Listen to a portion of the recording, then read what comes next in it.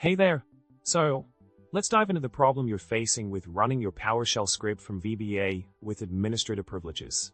The scenario you described involves a script designed to temporarily disconnect a network adapter, but when executed from VBA, it closes immediately without completing the task.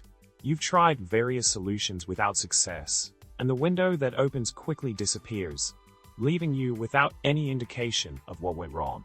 Running the script from an elevated command or PowerShell window works just fine, but not from VBA. Now, let's talk about the solution to this issue.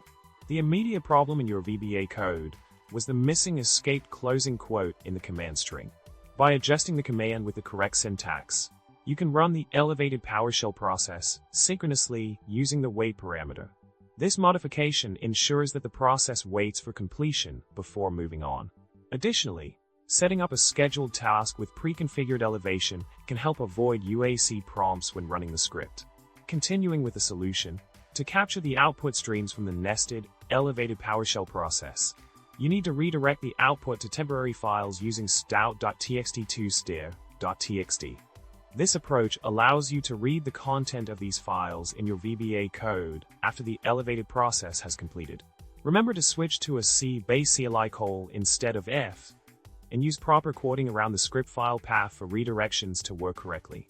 In summary, by adjusting your VBA code to run the elevated PowerShell process synchronously, handling output redirection to files, and setting up a pre-configured scheduled task for elevation, you can successfully run your script with administrative privileges. Good luck with your PowerShell endeavors, and remember, troubleshooting tech issues is all part of the fun. Don't forget to like, subscribe, and leave a witty comment below. Happy scripting!